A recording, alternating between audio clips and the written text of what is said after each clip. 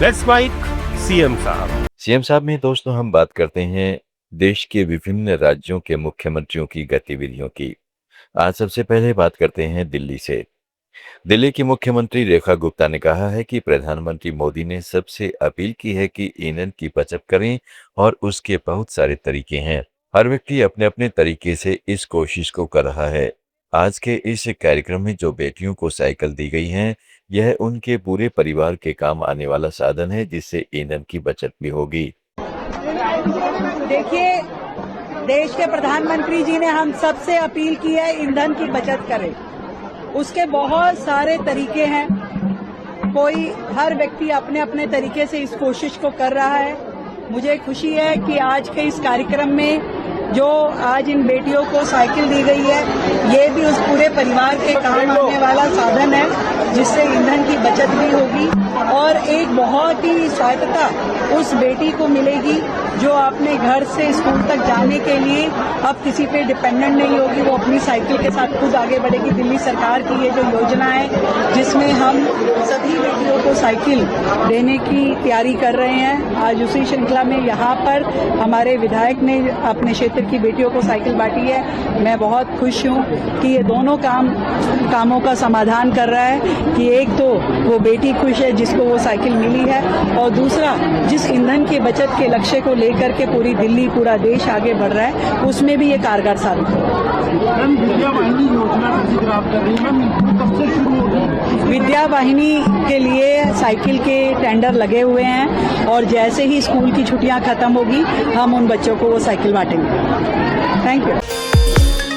उत्तराखंड के मुख्यमंत्री पुष्कर सिंह धामी ने देवीधुरा में पंडित दीनदयाल उपाध्याय प्रशिक्षण महाअभियान 2026 के तहत आयोजित जिला प्रशिक्षण शिविर में शिरकत की।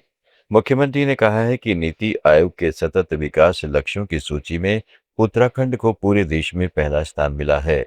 उन्होंने बताया है कि राज्य ने ईज ऑफ डूइंग बिजनेस में अचीवर्स श्रेणी और स्टार्टअप रैंकिंग में लीडर श्रेणी हासिल की है। दावी ने कहा है कि ये उपलब्धियां विकास की स्पष्ट दिशा दिखाती हैं और लोगों को स्थानीय स्तर पर अवसर मिल रहे हैं।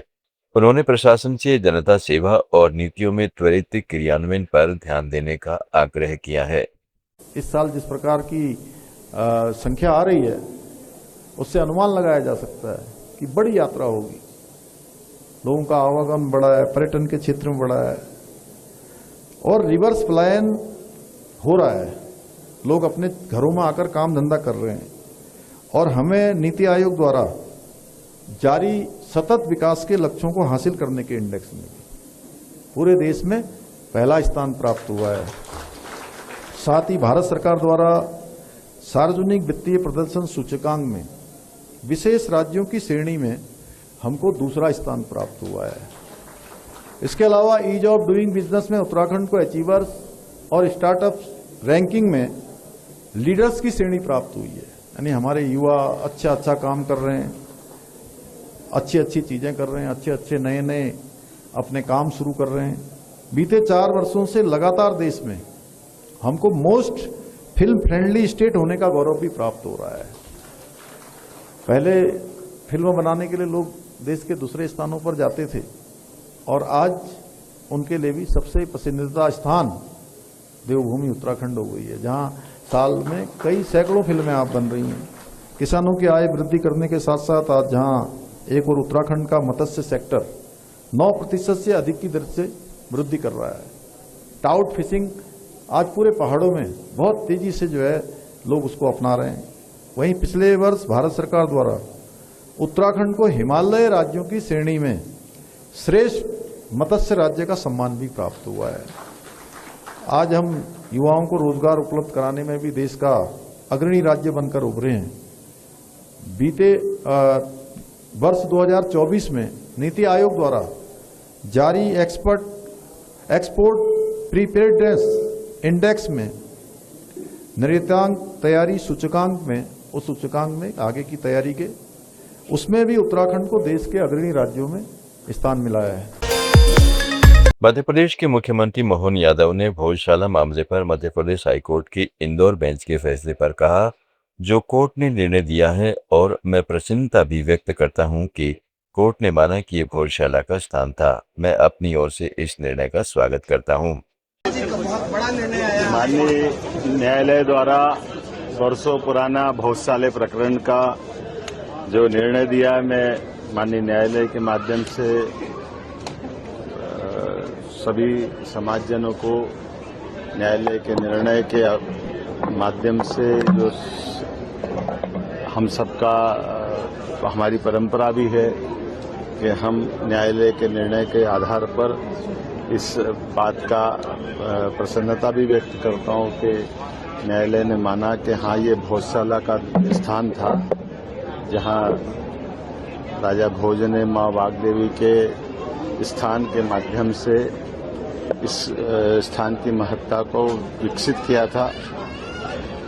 मैं अपनी ओर से इस निर्णय का स्वागत करता हूं, अभिनंदन करता हूं, मध्य प्रदेश वासियों को बधाई भी देता हूं और सभी लोगों से अपील करता हूं कि इस निर्णय को सिरोधार्य करके एक ऐसा समाधान दे जिसके बलबूते पर हमने देश के अंदर अयोध्या में भगवान राम के देवस्थान के समय पे भी न्यायालय के निर्णय के आधार पर सामाजिक सौहार्दता की उत्कृष्ट मिसाल हासिल की थी।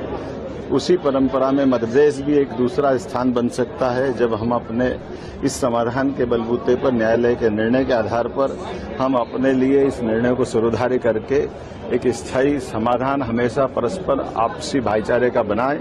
मेरी अपनी ओर से लोकतंत्र में सबसे बड़ा स्थान अगर है तो सच में न्यायालय का है और न्यायालय के निर्णय को मैं सिरोधार्य करता हूं और उम्मीद करता हूं कि अगर कोई कठिनाई नहीं हुई है तो हम आगे जाकर के इस दिशा में और ठोस कदम बढ़ा करके भविष्य में ऐसे स्थान को और अच्छे ढंग से गौरवान्वित करेंगे।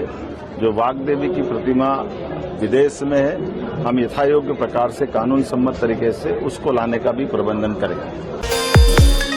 यूपी के सीएम योगी आदित्यनाथ ने कहा है कि गोरखपुर महानगर के अंदर जल भराव और खुले नाले एक चुनौती थी। मलेरिया, डेंगू ये सभी इसके कारण थे। महानगर को जल भराव से मुक्त करने के लिए महानगर में इन बीमारियों के संक्रमण को रोकने के लिए उत्तर प्रदेश सरकार ने गोड़धोइया नाला पुनरुद्धार योजना को आगे बढ़ाया और मुझे प्रसन्नता है कि जो कार्यक्रम हमने 2 वर्ष पहले बढ़ाया था, चुनौती थी क्योंकि उसमें बहुत सारे जगहों पर अतिक्रमण हो गया था। लोग जगह जगह उस अतिक्रमण और नाले पर घर बना रहे थे। आज वो नाला अतिक्रमण से मुक्त होने के साथ साथ आरसीसी का एक करीब 9.5 किलोमीटर लंबा बनकर तैयार हो गया है। मित्रों, गोरखपुर महानगर के अंदर जल जमाव और खुले नाले एक चुनौती थी। इंसेफ्लाइटिस, मलेरिया, डेंगू ये सभी इसके कारण थे।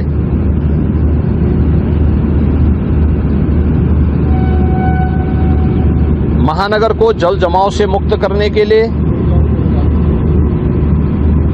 महानगर के अंदर